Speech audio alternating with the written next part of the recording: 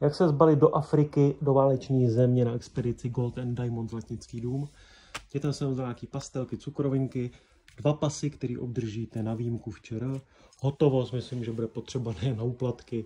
Testovací sada na zlato a diamanty, lučavka královská, váhy, testry, 2 mobilní telefony, v případě, že mě okradou, a samozřejmě antimalárika. Tak mi držte palce. Čau. A jedna rychlá zastávka u Eifellovy věže.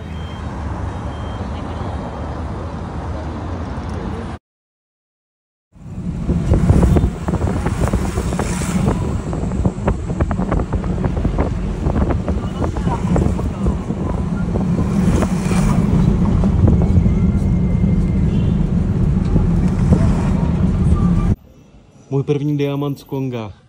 Docela náročná expedice, ale chvilku nás neudělal. Já vám to tady trochu ukážu. Diamant jsem pořídil za $2000, má 2 karáty. Na českém trhu bude mít hodnotu zhruba $4000, já ho budu prodávat třeba za $3500. Elektrika tady nefunguje, ta tady nefunguje nikdy a voda je pěkný průser, protože tady neteče, takže mám tady takovýhle kýbl, takhle se sprchuju. No, snad to tady bude lepší. Tak čau.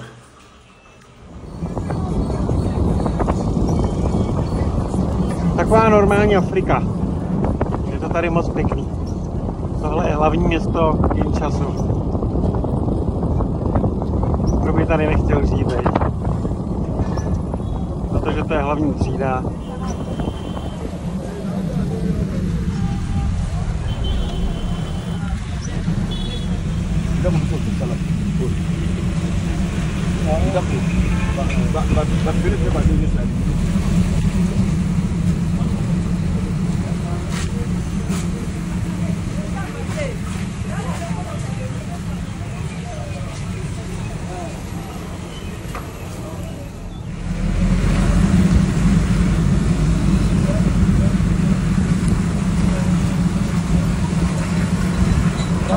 Ja.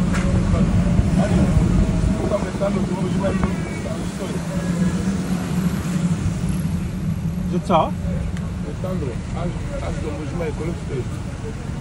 Asi 5000. Ale když budeš, když řekneš... Tam bude něco jako dolů.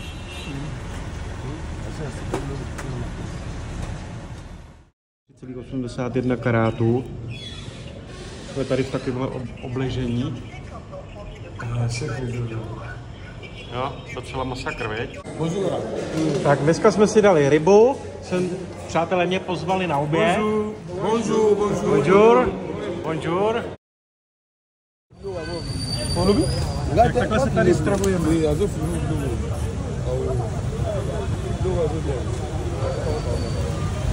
Na ulici. To by šlo, co?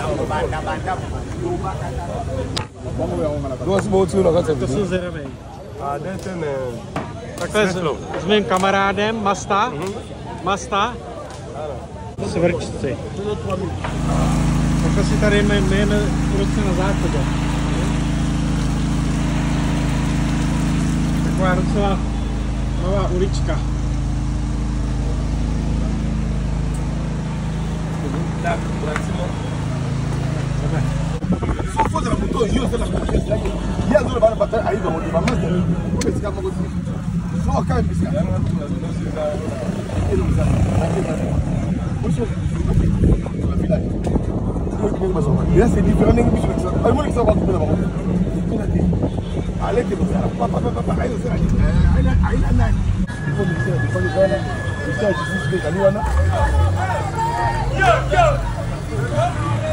Tady paní spí. Tady máme takovouhle pracovnu krásnou. Masta.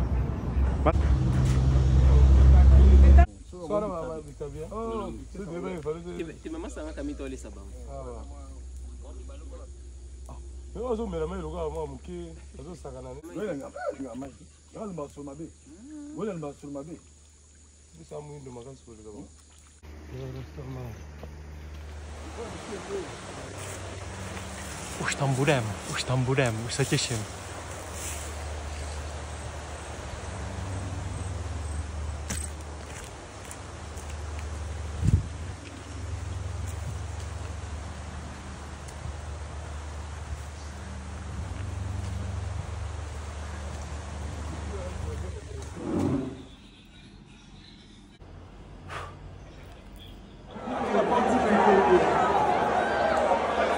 Fotbalový stadion Kinshasa, Kongo.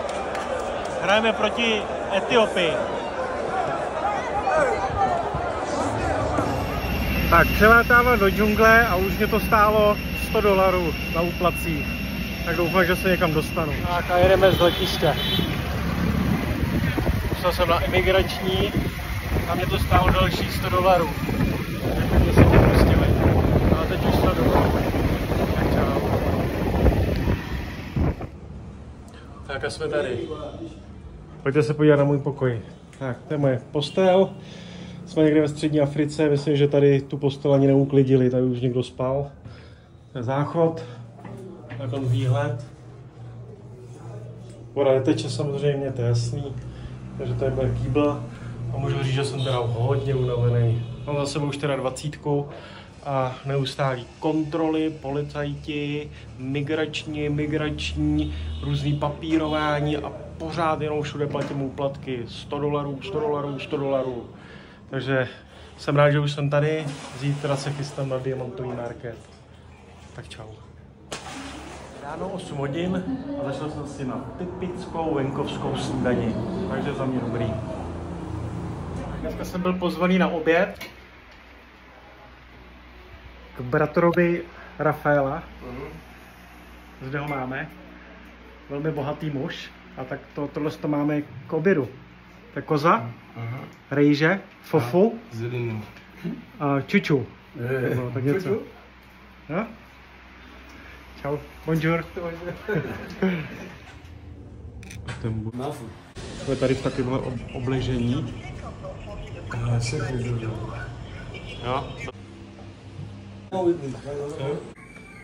Mant. Hází na $700. To dáme. My se na to připravili. 95, 1,7 a 1,80. Bude mít. Ne. Dělá se to mě v pokoji, protože to tady je hodně nebezpečné. 5,4 karátů. Tak uvidíme, za kolik ho zobchodujeme.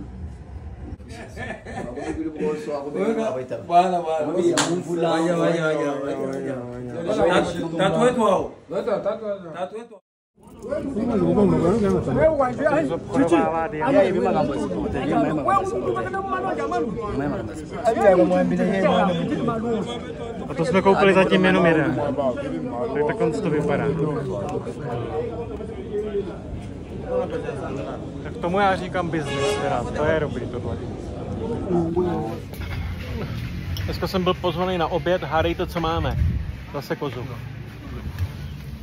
Akorát, že jsem si to zaplatil. Tak čau.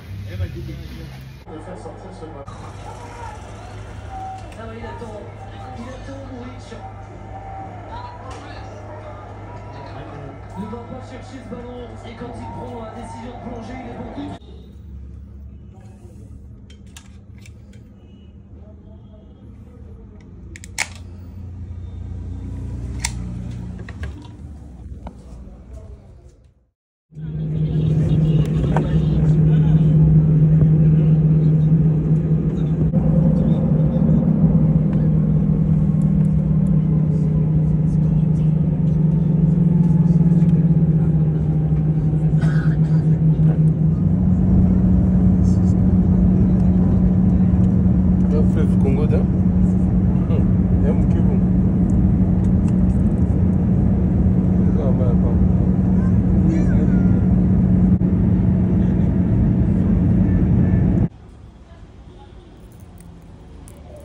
Ça va, Masta? Ça va? Malama. Malam. Ça va? Na večeři. Čau. Celá jeho rodina. All family. A máme takovýhle dobroty. Cibulka, tofu, rýže, to bude asi banán pečenej a tohle to neznám, takže to uvidíme. A to je ryba, tady